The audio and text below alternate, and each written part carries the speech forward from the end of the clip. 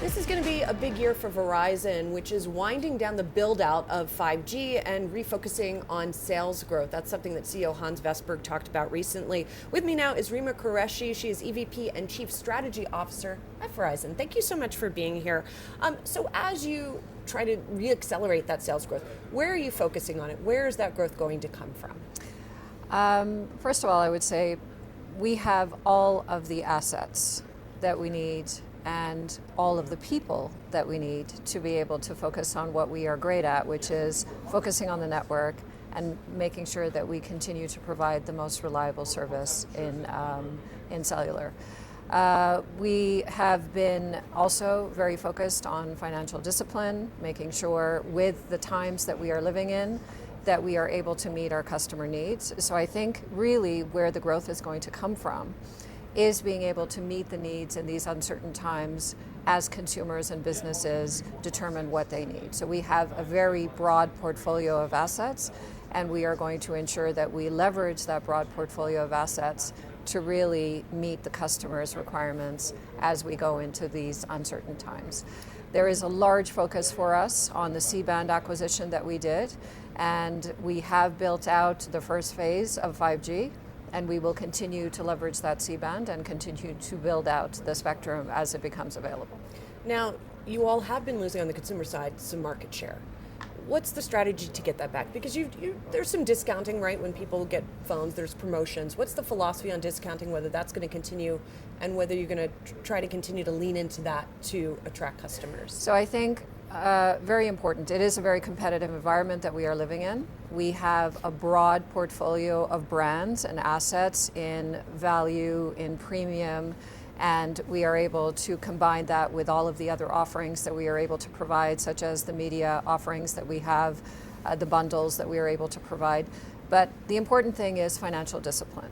That's what we are known for. That's what we will continue. We will compete, but we will ensure that we are focusing on the financial discipline. That's also going to be very important. So it sounds like not discounting at any cost to get market share. It is really to be very segmented and very targeted, and to leverage the broad brand portfolio that we have, and to very clearly understand what is the customer's requirements and ensure that we are providing that solution, point solutions. Even during the last year, as we have seen inflation continue to accelerate, although hopefully now decelerating a little bit, we have seen some delinquencies among bill paying or lateness in bill paying. Is that something that you all are experiencing as well? We are obviously looking at the solutions that we need for our customers, and I wouldn't say there is any specific uptick. We are using the processes and the procedures that we have to bring our customers on. But again, keeping in mind, you can bring them on as postpaid premium customers. You can provide prepaid solutions as well.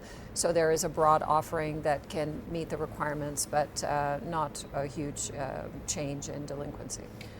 5G has been such a big part of the message coming from Verizon, the value proposition.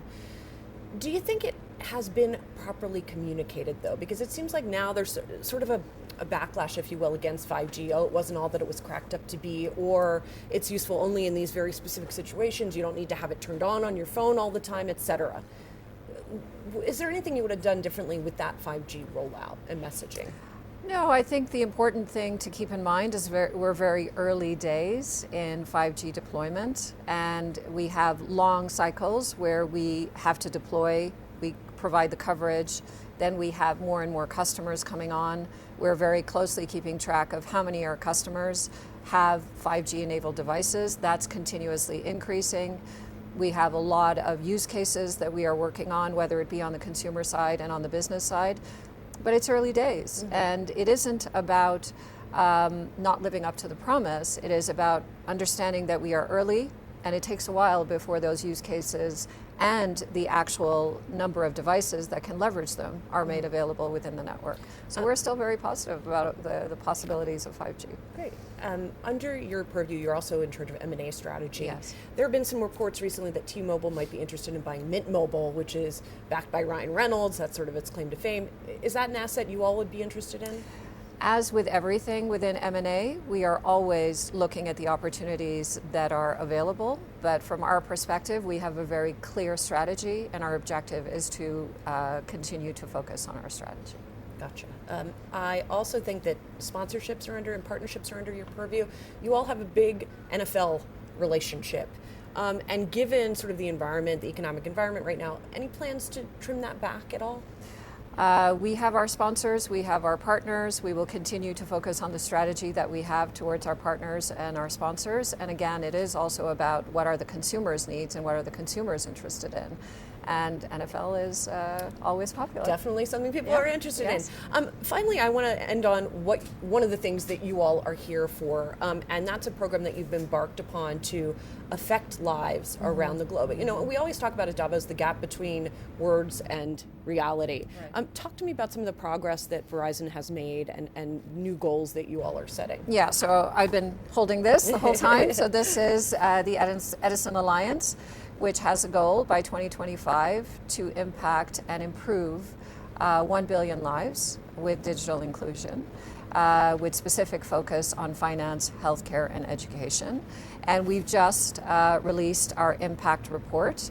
And the impact report explains where we are on our overall target towards 2025 of 1 billion lives. We're ahead of target, in the sense that very early on to this target that we put in place in September 2021, we can report that we are already at 454 million lives out of that 1 billion lives challenge that have been positively impacted.